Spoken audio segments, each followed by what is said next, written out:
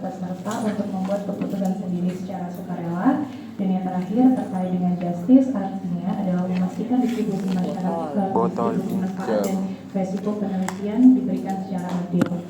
Jadi memberikan kesempatan yang sama bagi peserta penelitian untuk berpartisipasi tanpa diskriminasi.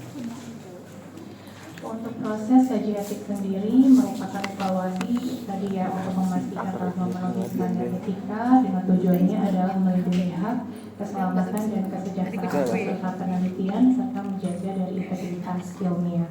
Dan kaji etik ini tadi dilakukan oleh tim KEPK atau Komite Etik Penelitian Kesehatan atau secara internasional juga dikenal sebagai IRB atau Institutional Review Board. Ada 4 tahap. Yang pertama adalah pengajuan proposal penelitian, kemudian dilanjutkan oleh evaluasi dari tim KEPK, kemudian kita menunggu hasilnya berupa keputusan komite etik, bisa disetujui dengan revisi minor, disetujui namun hasilnya lebih mayor, dan yang terakhir adalah ditolak. Dan yang terakhir adalah terjadi pemantauan dan juga audit etik. Jadi setelah sertifikat kita disetujui, setelah sertifikat kita keluar, ada beberapa proses yang harus dilakukan. Jadi yang pertama biasanya dapat dilakukan audit, jadi memastikan bahwa proses penelitian yang kita lakukan sesuai dengan tabiat. Kemudian terkait information for concern dan juga informan. Dari teman-teman sendiri ada yang bisa membedakan apa itu information for concern, apa itu informed consent? Silakan. Yang saya baca ya dokter, kalau information for concern itu berarti dari peneliti itu menjelaskan, menginformasikan kepada subjek penelitian tersebut. Jadi harus dijelaskan secara jelas tentang etiknya seperti apa, nanti dilakukannya seperti apa, manfaatnya seperti apa, resikonya seperti apa. Jadi sampai subjek penelitian itu mengerti tentang penelitian tersebut. Kalau informed consent itu adalah persetujuan yang diberikan subjek terhadap penelitian tersebut, seperti itu. Setuju ya. Jadi kalau information for concern itu artinya kita duduk berdua dengan calon subjek kita, ada suratnya atau ada formulirnya, kita jelaskan satu persatu maksud tujuan kita untuk melakukan penelitian itu apa, resikonya apa, kemudian kompensasinya apa, kemudian dijelaskan juga ibu, bapak, mbak atau mas nanti juga bisa mundur, salah satunya itu. Dan untuk informed consent sendiri adalah lebih proses legalnya atau tanda tangannya. Jadi setelah kita edukasi ke calon dari subjek kita, pasiennya atau calon peserta itu mengerti, kemudian mereka akan menandatangani suatu formulir yang disebut sebagai informed consent. Jadi information for consent itu adalah proses pemberian informasi, sedangkan informed consent-nya adalah bentuk persetujuan resmi, di mana mencakup 3 hal: pemberian informasi yang jelas, pemahaman informasi oleh subjek juga yang jelas, dan persetujuan secara sukarela. Jadi sebenarnya kesimpulan dari praktikum ketiga ini adalah kaji etik ini lebih menilai kepatuhan penelitian terhadap prinsip dasar etika, sedangkan informed consent memastikan terjadinya persetujuan secara sukarela peserta melalui proses komunikasi yang jelas dan juga transparan. Ini ada beberapa contoh dari penelitian saya sebelumnya, kecil ya. Jadi untuk yang sebelah kanan itu adalah form informed consent. Jadi nanti di situ ada lembarnya, dinyatakan adanya persetujuan mengikuti penelitian sebagai subjek penelitian dengan judul penelitian kita, kemudian membuat pernyataan pada pasiennya tanda tangan, kemudian saksi satu bisa dari sisi pasien atau bisa dari sisi kita sebagai peneliti. Kemudian untuk information for consent ini formulir yang sedikit lebih banyak karena kita harus menjelaskan terkait dengan judul penelitian, kemudian tim penelitinya siapa saja, kemudian latar belakang penelitiannya seperti apa, di mana latar belakang itu pasti terlihat adanya urgensi kenapa kita harus melakukan penelitian itu. Kemudian ada tujuan penelitian, ada manfaat penelitian, kemudian jangka waktu pelaksananya kurang lebih berapa lama, kemudian resiko-resiko yang mungkin timbul kalau bapak, ibu, mbak, mas ikut serta dalam penelitian ini seperti apa, efek samping penelitiannya seperti apa, dan tindak lanjut kalau sampai terjadi efek samping pada saat penelitian dilanjutkan. Kemudian ada prosedur, ada jaminan kerahasiaan, kemudian ada hak dan kewajiban, hak untuk mengundurkan diri, dan penghentian penelitian, termasuk juga ganti rugi atau kompensasi, dan juga jangan lupa kontak yang bisa dihubungi pada saat terjadi adanya efek samping atau mungkin pesertanya ingin menanyakan sesuatu atau ingin mengkonfirmasi sesuatu, mereka bisa kontak ke kita sebagai peneliti utama. Sebetulnya kalau untuk information for consent ini itu sangat bervariasi tergantung dari rumah sakitnya, tergantung dari universitasnya, tapi secara garis besar pasti akan meliputi adanya latar belakang, kemudian tujuan penelitian, manfaat, dan juga efek samping, hak, dan lain sebagainya. Untuk formatnya sendiri bisa bervariasi, hampir sama seperti inform consent, tapi minimal pasti ada selalu hal-hal itu yang disertakan dalam information for consent. Oke. Dari sini ada yang ingin didiskusikan atau ditanyakan karena cukup singkat ya materinya. Ada yang mau sharing sesuatu atau mau tanya sesuatu, silakan.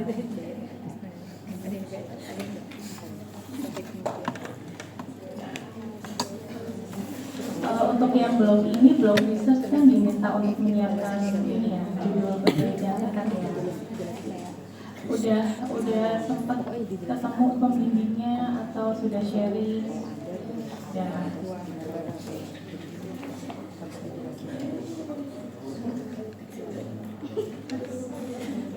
Ada yang mau ditanyakan, silakan. Misalkan di sebuah penelitian itu kan biasanya enggak juga, tapi mungkin ada gitu kayak peneliti yang memberikan soal keywords misalkan ke masyarakat si sembako itu apakah perlu dimasukkan di form atau Pertanyaannya adalah kalau umpamanya di penelitiannya ke masyarakat, terus sebagai kompensasinya kita memberikan sembako satu orang, satu individu, satu sembako, harus ya gitu ya, itu harus dimasukkan ke dalam formulir ini karena di dalam information for consent itu ada suatu pokok kayak pembahasan yang judulnya adalah ganti rugi atau kompensasi untuk keikutsertaan pasien dalam penelitian. Jadi kita bisa mencantumkan sebagai kompensasi pasien itu atau peserta penelitian itu mau berserta dalam penelitian kita akan memberikan sembako salah satunya contohnya atau uang transportasi. Biasanya yang paling sering adalah bahasanya adalah uang transportasi. Jadi apapun yang akan kita berikan sebagai kompensasi atau sebagai rasa terima kasih harus dilakukan juga supaya nanti tim KPK juga bisa tahu, bisa memberikan. Jadi nggak ada yang disembunyikan mau kita memberikan flyer, mau kita memberikan brosur atau buku panduan itu juga harus ditulis secara lengkap pada form information for consent. Karena itu juga bagian dari kita menjelaskan ke pasien kan, Bu, Pak, kalau simpelnya kalau Bapak Ibu nanti berkenan untuk mengikuti penelitian dari saya sebagai rasa terima kasih atau kompensasi dari waktunya Bapak Ibu, nanti kita akan memberikan uang transportasi atau kami akan memberikan mungkin vitamin atau apapun yang berkaitan dengan topik dari penelitian kalian. Jadi harus dituliskan pada information for consent.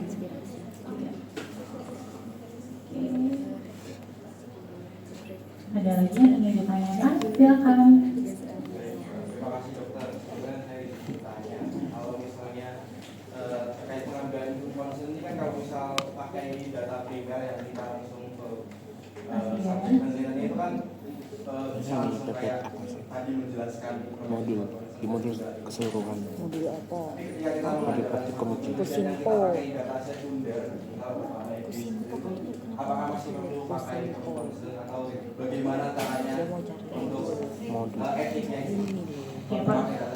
Pertanyaan yang bagus ya. Jadi ini kan sebuah penelitian yang aktif lah, ibarat kata penelitian yang pertama kita ketemu subjek atau ketemu pasien, pasti ada proses information for consent dan juga penandatangan inform consent. Pertanyaannya adalah kalau kita mengambil data sekunder berarti rekam medis ya. apakah ada information for concern atau inform concern dari pasiennya. Ya, sebelum aku jawab, mungkin ada teman-teman yang Nanti akan baca atau berpendapat. Atau kira-kira gimana gambarannya kalau diraba kalau inform? 2 sama 3. Ada yang punya pendapat lain? Silakan. Iya, kalau sama data sekunder kira-kira kita masih butuh nggak information for concern atau inform concern? Semua. Gak apa-apa, sharing aja. Kita juga sharing dulu. Nanti siapa tahu pendapat saya juga ada yang membuat kayak pendapat lain juga nggak apa-apa. Ngambilnya data sekunder, biasanya kan data sekunder itu juga udah dipublikkan, misalkan kayak ambil tentang prevalensi diabetes di suatu kota, misalnya BPS, atau mungkin Riskes itu ada data itu termasuk data sekunder, ya bisa langsung dipakai. Tapi kalau misalkan penelitiannya itu kita ambil dari suatu jurnal penelitian itu harus izin juga ke autornya untuk memakai data tersebut sama mengecek apakah informasinya mereka itu sudah benar atau tidak valid atau tidak. Oke, ada lagi yang mau mengajukan pendapat?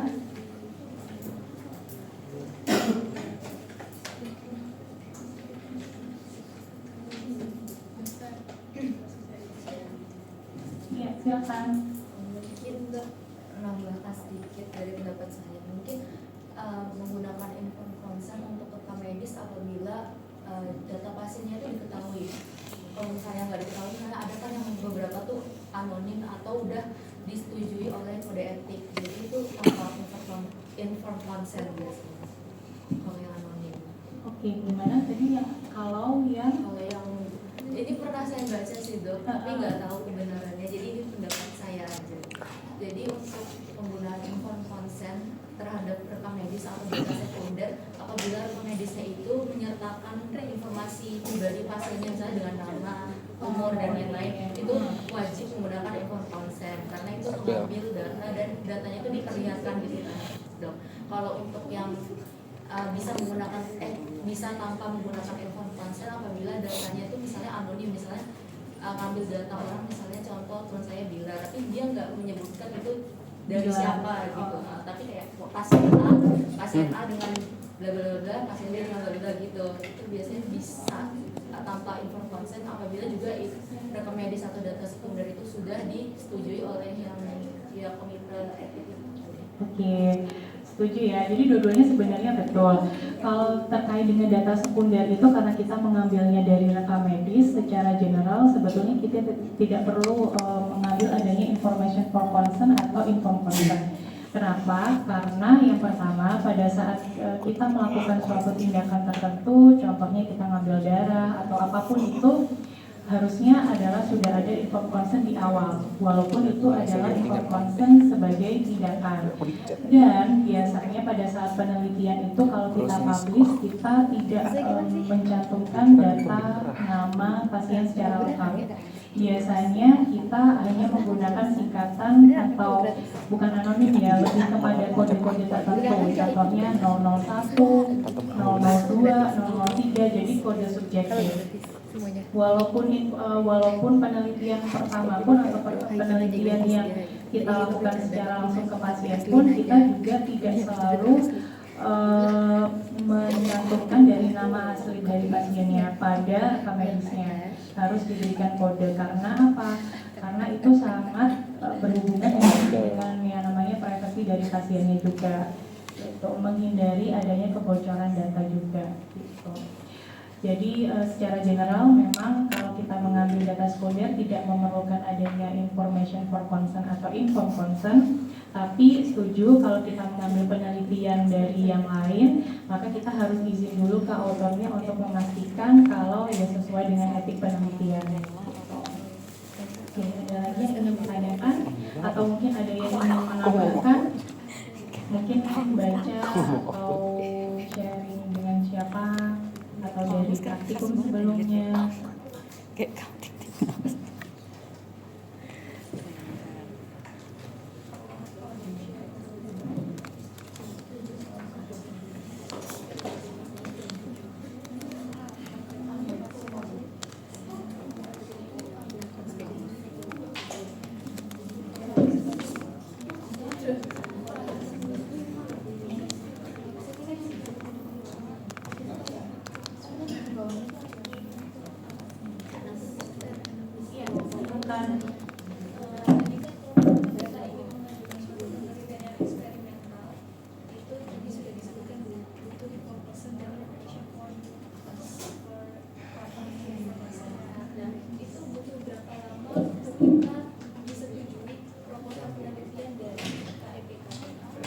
pertanyaan bagus ya. Jadi pertanyaannya adalah pada saat kita mulai memasukkan proposal sampai etik kita keluar kira-kira berapa lama? Jawabannya adalah tergantung, depends. Kenapa? Karena yang pertama pada saat proses kita upload dari proposal kita isi segala macam formulirnya, kadang dari pihak KEPK itu langsung memberikan revisi. Jadi masukkan revisi-revisi. Normalnya kalau lancar tidak ada revisi, mau minor mau mayor, itu biasanya 1 bulan atau 4 minggu normalnya. Tapi kalau ada revisi, kemudian karena penelitian juga banyak ya yang memasukkan, itu biasanya sekitar 4 sampai 6 minggu gitu normalnya.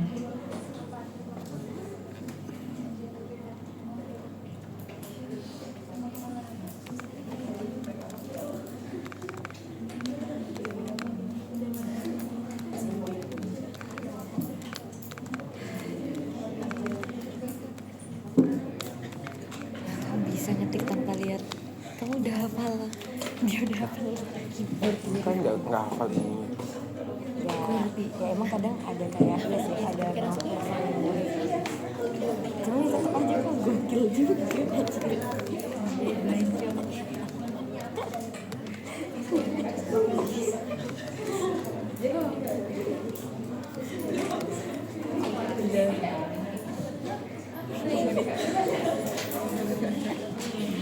Ini aku mau menunjukkan sedikit terkait dengan monef penelitian ya, sedikit aja mungkin nanti akan ada yang menjelaskan. Jadi terkait tadi setelah kita disetujui penelitiannya, kemudian sertifikat etik kita keluar, di tengah-tengah kita melakukan etik penelitian, ada yang disebut sebagai monef penelitian. Kalau untuk monef penelitian ini tadi ibaratnya kayak semacam evaluasi, benar nggak sih peneliti ini benar-benar sesuai dengan alur penelitian atau ada yang kurang nggak ya dari penelitian yang dilakukan. Jadi ini adalah monef penelitian, singkat aja isinya adalah ketua penelitian, kemudian kerangka konseptual kita, metodologi penelitian yang kita lakukan, kemudian ada tempat dan waktu penelitian, cara pemantauannya, pelaksanaan, populasi, subjek, kemudian alur penelitian, kelengkapan. Ini nanti di dalam kelengkapan dokumen ini ada information for consent, itu yang dicek ya. Kemudian ada inform consent, form persetujuan tindakan medis, form pengunduran diri harus selalu ada dan harus selalu disiapkan. Kenapa? Ya karena kita nggak tahu pikiran pasien tiba-tiba ya. Kemudian form AE atau SAE, ada yang tahu AE? Singkatannya apa?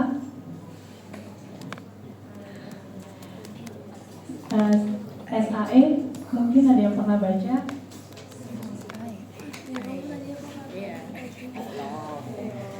Serius?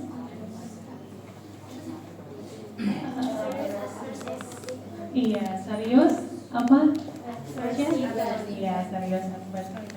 Jadi apabila di dalam kita melakukan penelitian ada nggak ya komplikasinya atau ada nggak ya komplikasi yang serius? Contohnya mungkin alergi, mungkin penurunan kesadaran, mungkin worst-nya adalah meninggal dan lain sebagainya. Itu harus dilaporkan. Apapun yang terjadi selama proses penelitian harus dilaporkan.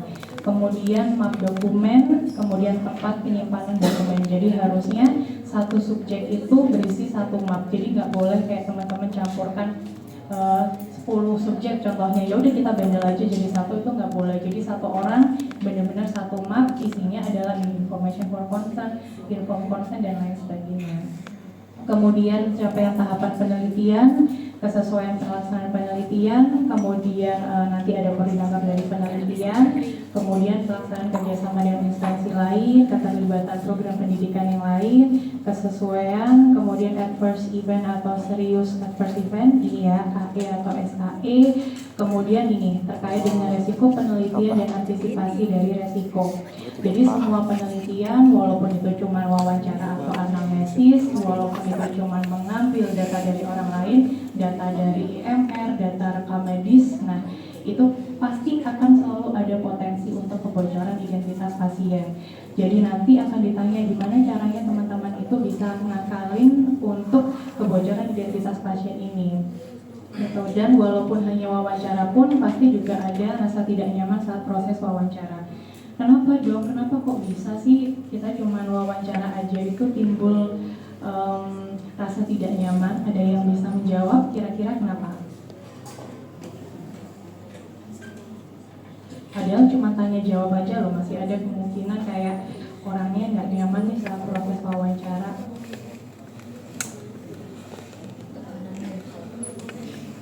Tekanan mental, terus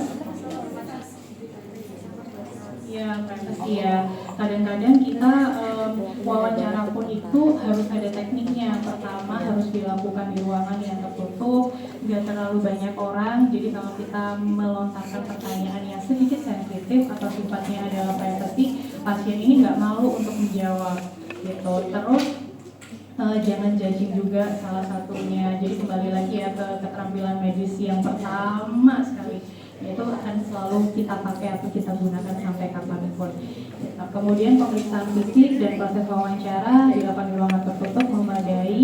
Kemudian sangat penting untuk kita jelaskan kepada tim KEPK kalau kita menggunakan inisial pada nama pasien pada lembar pengumpul data.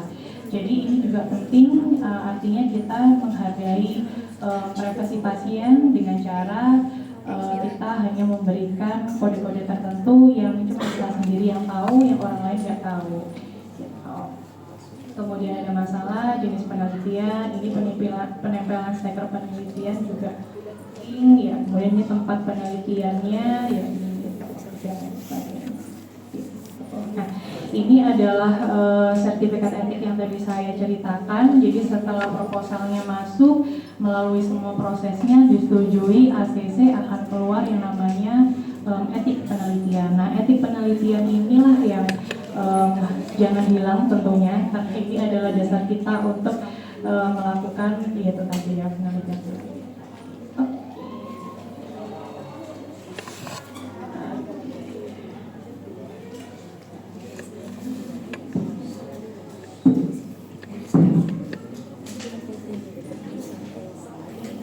Yang mau ditanyakan? Kau berbakat sih, Rey. Ya, silakan. Tadi dokter menjelaskan bahwasannya saat pemberian inform konsen kan pesertanya punya bisa merasakan ketidaknyamanan yang nah saya pernah lihat juga kita baca di website atau internet gitu bahwasanya inform konsen itu ada yang versi elektronik jadi e-konsen. Nah jadi apakah lebih baik menggunakan e-konsen yang tidak bertatap muka kan itu menggunakan based on elektronik kan dok?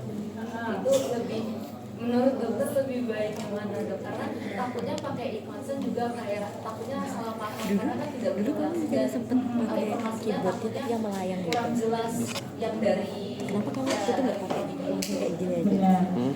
Nggak pakai Kalau dia, ini pertanyaannya adalah lebih baik Sekarang mana masih susah. antara e-concern dan juga conventional concern gitu ya.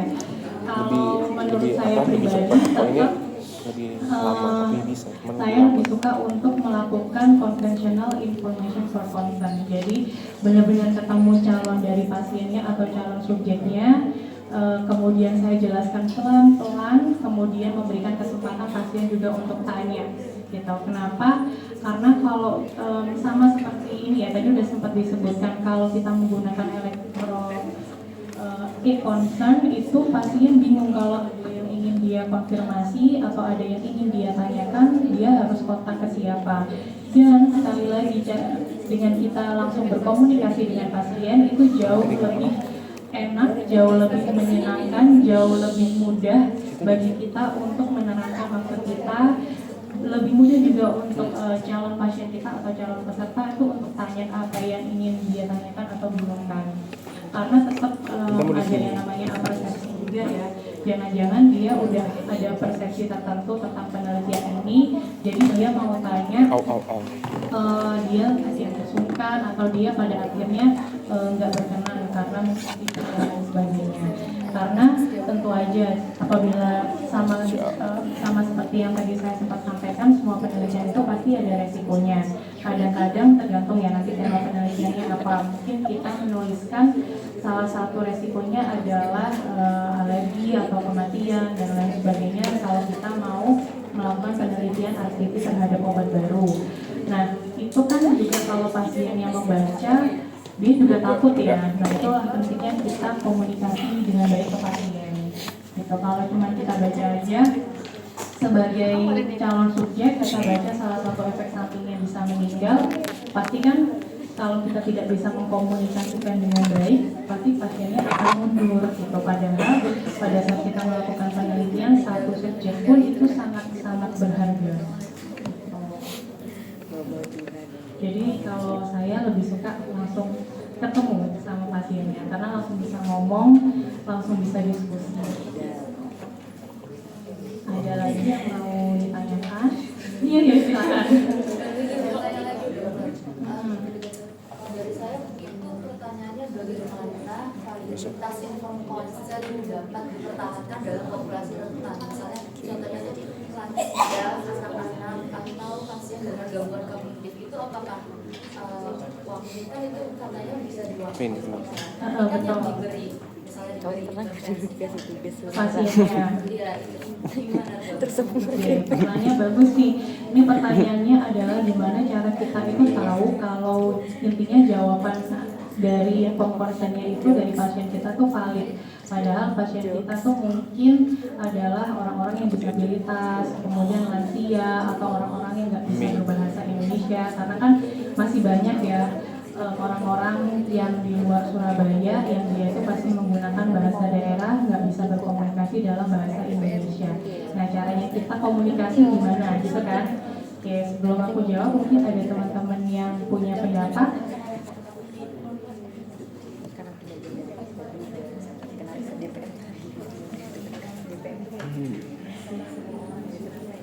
Memang yang DPR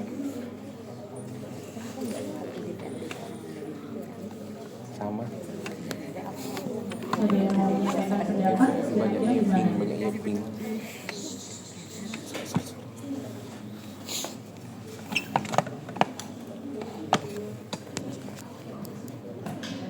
Jadi ini sama seperti dengan penelitian saya sebelumnya ya. Memang kalau untuk pasien itu kembali lagi dia ada yang cuma bisa bahasa Madura, sedangkan saya nggak bisa bahasa Madura. Ya bisanya cuma bahasa Indonesia, contoh Jawa aja itu kalimatnya milih-milih gitu. Nah yang bisa saya lakukan adalah yang pertama kita harus cari yang namanya penerjemah, di mana penerjemah ini adalah biasanya dari sisi pasiennya. Orang yang mengikuti pasien ini dari awal, orang yang ngantar pasiennya, yang tinggal satu rumah, yang tahu jalan ceritanya, yang tahu progres penyakitnya, itu yang kita pegang. Kenapa? Karena biasanya orang-orang rentan seperti lansia, kemudian anak-anak, ini kan pasti dia nggak sendirian ya, pasti ada orang-orang yang taking care mereka seperti ibunya atau anaknya mungkin. Nah, orang-orang inilah yang kita percayai untuk bisa membantu mengkomunikasikan information for consent kita. Itu pun dengan orang-orang pasien kita yang mungkin cuma bisa bahasa Jawa banget atau bahasa Madura banget. Nah, itu kita cari orang dari keluarganya pasien yang bisa berbahasa Indonesia. Jadi membantu untuk menerjemahkan bahasa kita ke mereka. Jadinya kita akan lebih mudah terkait dengan komunikasi. Ada lagi yang ingin ditanyakan?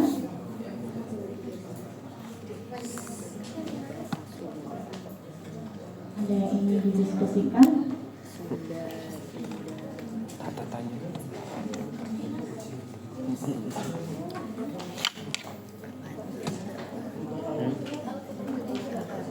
Tanya, ini kamu nanya. Biasanya Anda tanya. Kalau seumpamanya tidak ada yang mau ditanyakan lagi atau didiskusikan, kita lanjut ke post-test aja ya. Terus tes. Silakan.